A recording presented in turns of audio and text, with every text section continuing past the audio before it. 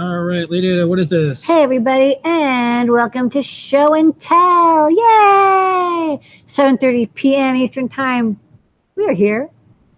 Me, Lady Ada, with me, Mr. Lady Ada, here in the Adafruit factory, which is a little quiet right now, sleeping. Yep. But that just means it's ready for you to show up and bring the party with you. We're going to catch up with makers, hackers, crafters, engineers, people from around the making community, all around the world, showing up here from now till 7:50 to show off what they're working on. We're going to call on some Adafruit peeps and then some other visitors.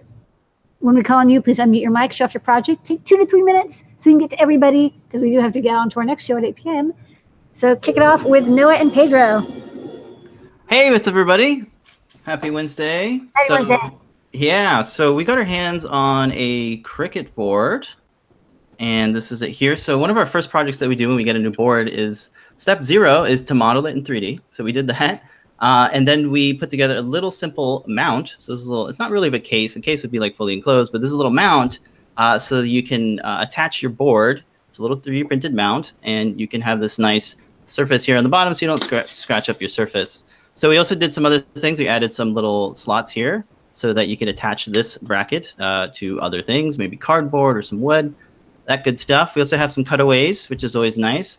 And I wanted to add some other things, like I really like mounting things to tripods because I have so many tripods, and tripods are a really great way to mount things in different spaces. So instead of having to kind of build that into the design, I figured it'd be cool to have swappable kind of add-ons. So that's what we did. So we have this little thing here. I have another piece here. So this is fully assembled. And this is the second piece. And there's this little indentations here on the side of this giant opening here. And these little indentations allow these nubs from other pieces to kind of snap, fit, and lock into them. So this is my tripod adapter. So there is a 3/8 quarter 20 threaded screw that just screws into this little centerpiece. And the way this works is that it has a little lip here. And of course, it has those nubs. So if we mate these together, hopefully we get them to snap into place. So you get one click there, and then we have a second one over here.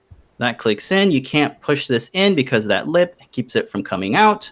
And then those nubs mate really nicely with this, so you have to apply some good force to pop this out. So now you have this reusable mount that you can make all sorts of different add-ons to it. So there's the tripod bit. I'll snap that off.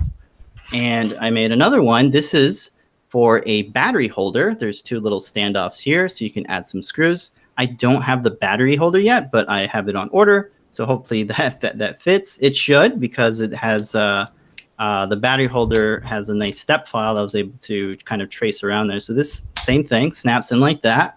And now you have a completely different way to mount things. And I can have a battery pack right on the bottom of this. Another thing, the last thing I'll talk about is the standoffs. How do you secure the actual PCB to this mount? Well, I have these standoffs all over the place. And what I haven't done yet is I'm experimenting with threaded inserts. So using threaded inserts is a great way to get really precise fittings with screws. So this is a brass threaded screw that I use the soldering iron, the tip of a soldering iron to heat press this in. So it is now permanently in there forever until I break it. Hopefully I don't break it. Yay. But that is what we have. We put together a learning guide, and we have put the files are on the different repo sites like Thingiverse and Pinshape and Umagine. We also have a GitHub repository with the actual board shape outlines in CAD. And we also have a SVG and DXF outline of the board with the mounting holes for folks that like to use the laser cutters or like the vinyl cutting machines.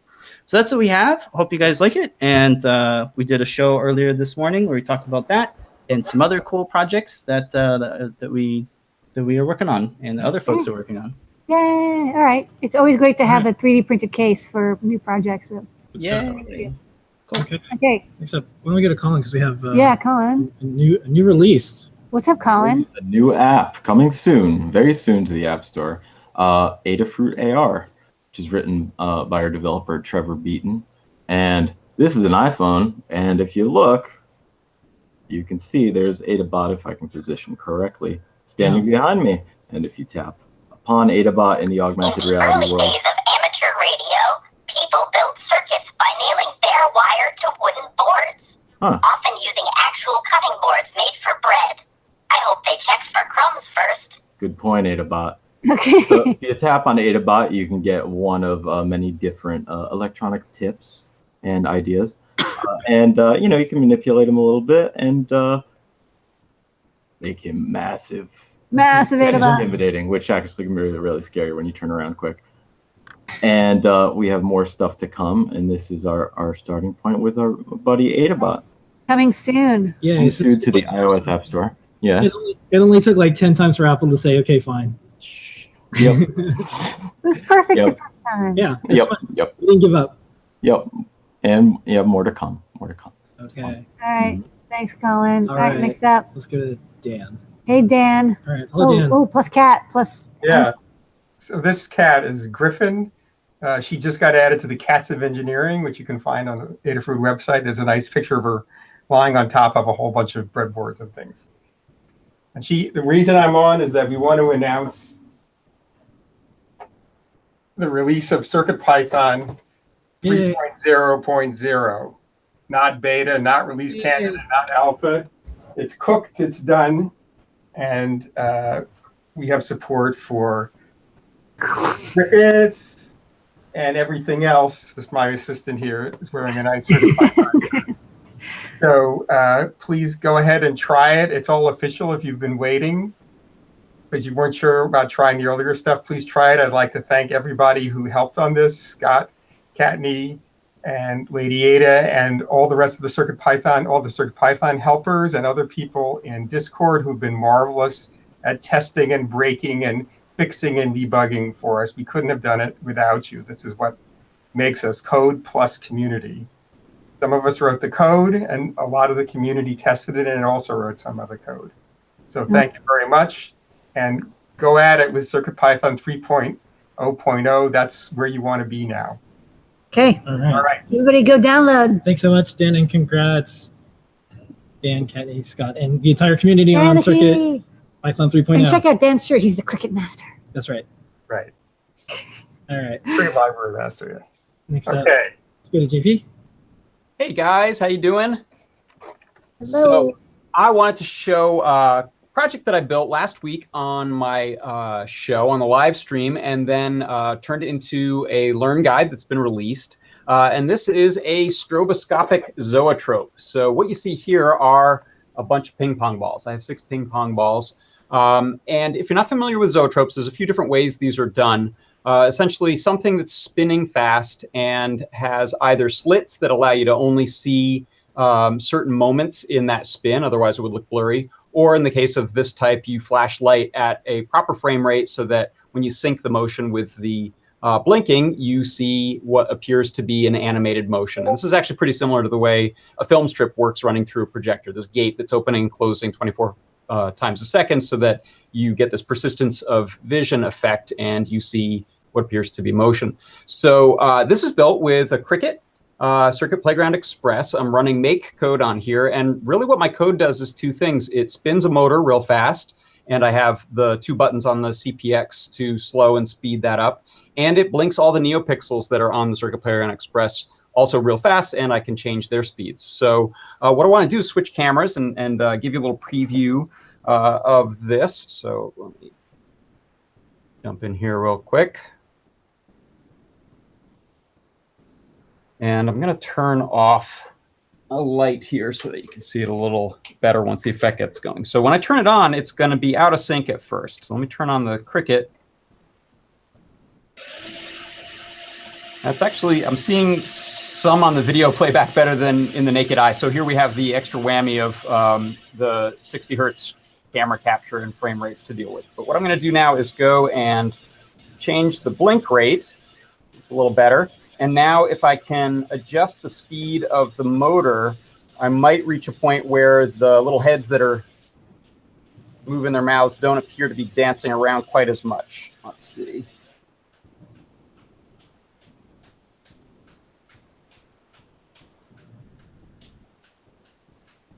So this is changing the percentage of the motor speed by, I think, 0.5% every time I press it.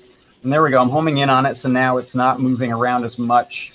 At least here in the naked eye, I think it still is on video. Which is a Yeah.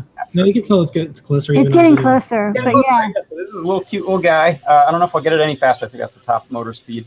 But I was really happy and impressed that the NeoPixels could blink that fast. It was actually on a tip that Lady Ada gave me that you can tweak the brightness rather than the color on-off to get a faster refresh. And it's all done with a pretty simple piece of code inside of make code. So that is my little zoetrop. And let me turn that off. And I also want to say that I'll be a couple of quick announcements. I'll be... Where's my face cam? There we go. I'll be doing live show tomorrow at 4 o'clock Eastern time, my usual time. And then on Friday night, very exciting, it is going to be the unboxing of AdaBox 8. So at 9 o'clock Eastern time, tune in to all the usual places. We'll be on the YouTube and we'll be in Discord and the chat and a whole bunch of other places. And I think we put up a blog post and I'll do a reminder one tomorrow so people know. But if you're a subscriber, those are starting to ship and probably starting to appear in the wild. So you can go check out the guide if you want, or if you hate spoilers, don't look yet and play along live on Friday night. All right. All right. Thanks, JP. Thanks so much, JK. All right. Next up, we're going to go to Joseph. Hello, Joseph. Unmute your mic and show us what you got. Hey, everybody. Hello. All right. So I don't know if you guys know me, but I am here at the Makerspace in the St. George Library. We've got a couple of young men here who are here with us, watching us at the same time. So if you hear some background noise, it's just a bunch of young men. Hey, just saying hi to you guys. Hi. And I've been working on this month a Kickstarter. So I've got a YouTube channel. I go under the moniker the 3D Printing Professor. I've been making videos for a long time. And I want to raise some money so that I can generate some more. But yeah, never mind that. The cool part is I'm making low poly dinos. Ooh. So these are all modeled in a low poly style, but they're also designed so that they 3D print without supports, without needing any sort of assist. They're all very easy prints, which, like for instance with the Stegosaurus, that's pretty simple. Just keep the tail at a 45-degree angle so you get that overhang there, right?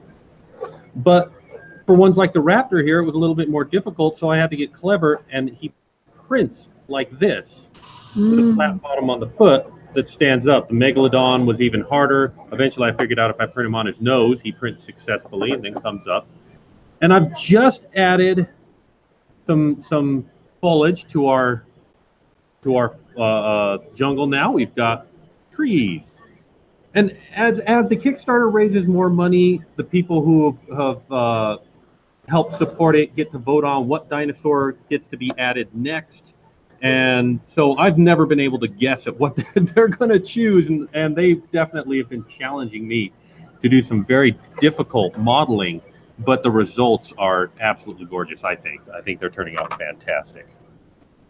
All right. All right. Stegosaurus for the win. Well, email support@adafruit.com. We'll send you out as seen on the show and tell sticker. Email pt@adafruit if you want me to send you a digital version. You could put it up on your Kickstarter if you're still raising money. And thanks for coming up with something that if folks will go to the movies and they'll see people keep making dinosaurs over and over, and then it eats all the people over and over, and they keep doing it over and over. But this is something people can actually do at home. They can participate and make their own dinosaurs. These won't eat them, but at least they can figure out which ones they like. To print very small, so we could scale them down to 25%, and they'll still succeed.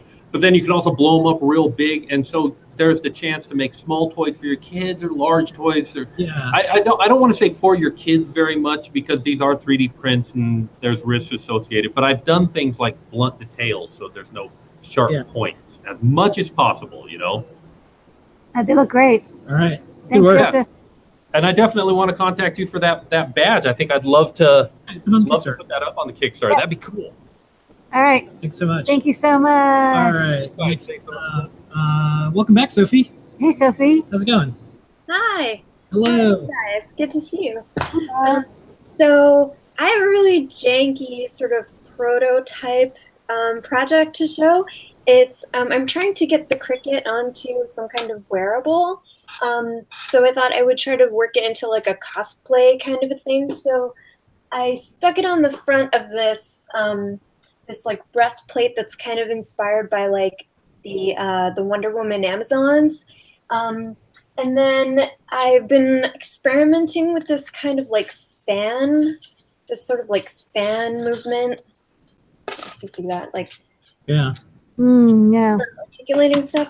So, okay, you're gonna come on a ride with me. I'm gonna lift my laptop up. Come on a ride. Hopefully this doesn't fall apart when I do this.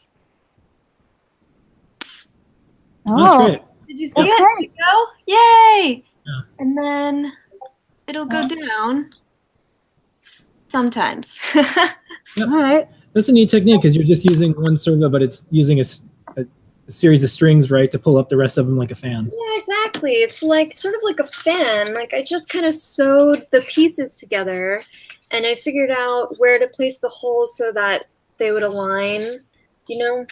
And then this was just my prototype, and then I went to the Glowforge and I just like cut out just a simple kind of like a feathery wing thing. And then I just sewed those pieces together. So Oh, it looks really great. Yeah, good work. that's what I'm working on. I've seen some starts. I had one, but I also saw maybe it was Discord, maybe it was somewhere else where you can use a Cricket because it's small, it's lightweight, battery powered as a helmet to do wings on the side. Yes, So I totally want to do like chappy ears. Yeah. I love Yeah. those. So yeah, I'm trying to think of ways to use just one motor to do some kind of like slightly more complex motion, which I'm totally new to things moving at all. So it's great to just work through it with the Cricket. Oh, and major thank you to Mike Barella, who helped me troubleshoot this today because I was having trouble getting my buttons to make my servo go. So thanks so much, Mike. Yeah. Very cool. Well, this is one of the reasons we made Cricket, because when robotics platforms get launched, they usually don't think about people who want to make wearables. They're like, oh, let's just make like Big Dog or drones or like, you know, tanks or something. So this was built for those types of projects. All right. All right, this looks great. I can't Cool wait. stuff. Come back more when you've got more going on there. Yeah. It looks awesome. Thanks. I actually like the Cricket in the center. It looks like a power pack or like, you know, it's Yeah. cool. I love it. And I think what I'll do is 3D print a cover for it out of like translucent PLA. And then just let those neopixels just run on there, you know? And Pedro can hook you up. You'll They're get probably already together. on. Yeah, exactly. All right, sweet. Thank you so much. Wait, next up. Next up, Trixella. Hey, Trixabella. Hey, how's it going? Good. Hey. What you got? All right, so basically, I've been working on a little like GPS logger. It's based off the 32-year-4 logger feather wing, and then the GPS wing on top of it. And let me see if I can switch cameras here real quick. So basically, if this will load, that's the output.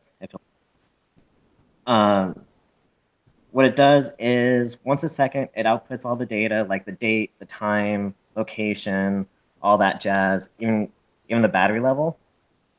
And then on top of that, what I programmed in is like a little battery warning using the little red LED on top of it. So when I'm out and about, I can just log like different trips I do, things like that. And then from there, once it starts getting low, which looks like it's about 3 to 4 day time period, nonstop, it'll do that to let me know, hey, recharge it, so I can actually like just map out anything I do. So, yeah. Awesome. Thank you. Cool stuff. And if you want a sticker, email support@adafruit.com and we'll send you an as seen on the show and tell sticker. Definitely. Thank you. Thanks, Trixabella. All right, let's Yigiter. And then Scott, I think he showed up. Oh, right. Scott will play us out. Yeah, and then Scott. All right, Yigiter. Hey, welcome back. Hello, good to be back.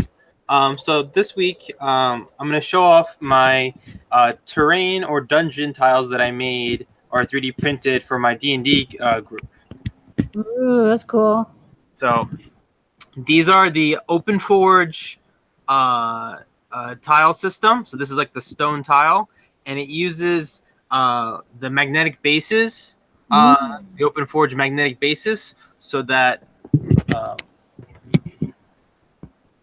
so that they snap together, and you can like mix and match. So like the pieces here this is like a floor of a dungeon with like stairs, a room, and then like a corridor. But then I can take this apart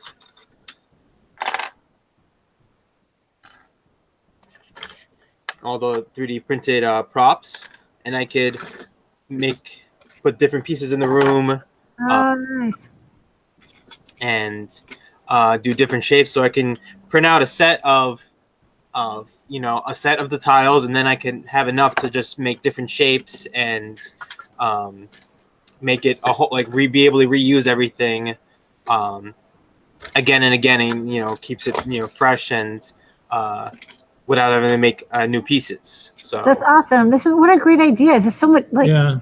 I remember we did it all on pieces of paper. It was okay, but this is way cooler. It's like the rebirth of a hobby, because before, you could be a dungeon master coming up with stories and everything. Now you're becoming a dungeon modeler, and you're able to kind of combine all this stuff and bring more people in. This is great. I like how you can. It's an open system, so people come up with new ideas. Like, oh, here's a trap block, or here's a block that's for a different type. Like, it's a dungeon, but maybe they want a campaign in a town, or they want a campaign in a castle. You can rebuild. Stuff and more monsters and stuff. That's awesome. Yeah, and so when they're this is they're in the dungeon and they're in combat and stuff. But when they're outside of combat and they're exploring the town, I also 3D printed little buildings. That's nice. So this is kind of like a tavern building. So this is 3D printed in one color, and then I used permanent marker to fill in the colors and give it some shading. And this one, the roof comes off so that you can put characters inside or items inside. And there are other buildings. So so when they're yep. So, and then this is kind of like a castle building. So they can both see the town more visually and be more immersed, and they can see the dungeon and be more immersed in it at the same time. That's so cool. And this is all 3D printed. Okay, well, you've earned a As Seen on the Show Tell sticker, which may or may not work with the campaigns, but still, we can send you. You see a gigantic floating sticker. Yeah. It strikes. It casts magic missile. All right, Scott, play us out. Play us out, Scott. Hello. So as people know, I've been really interested in retro gaming stuff, partly because we're working on a gaming handheld for CircuitPython, and my birthday's this weekend, so I was like, I think I could justify getting just one more thing, and so I picked up one of these, the Commodore 64. I got it off eBay from the Goodwill in Seattle here, so I went down and picked it up. I'm not sure it works. I purposefully don't buy the ones that say they work because they're cheaper. And what's the fun if it just works? So I was just thinking after the shows or during the Ask an Engineer, I might actually have to open it up and make sure all the chips are in there so I know what I need. Chips gutted by synth nerds. Yeah, it might be. I'm turning into a synth nerd. I've been looking at all the mod tracker stuff and trying to figure out exactly how to make some beeps and bloops and all that sort of thing with retro or old hardware like the C64 or the Game Boy or all that, and taking that into account when we design our handheld. So it'll be the best of both worlds, the iteration of CircuitPython with the beeps and bloops of retro early hardware. Awesome. All right. Well, can't wait. Get the SID player in CircuitPython. All right. Yeah, it'll be cool. And happy birthday in advance, Scott. Happy birthday, Scott. Thank you. All right. Well, that's show and tell this week. Thank you, everybody. Thanks, everybody. We'll be here next week, 7:30 p.m. Eastern Time. Thanks for making this the best Yay! half an hour. Thank you, Sophie, and Noe Pedro, and Joseph in the makerspace, and Dan and Collin. Whoa, is that a cat photo or is that actually the cat? There's cats everywhere. Oh, that's the photo from that. Yeah, okay. All right. Meow. Meow. Meow. Meow. All right. Meow. All right. Meow. And Ask an Engineer starts at 8 p.m. We'll see everybody in about 5 minutes. Thanks, everybody. See you soon.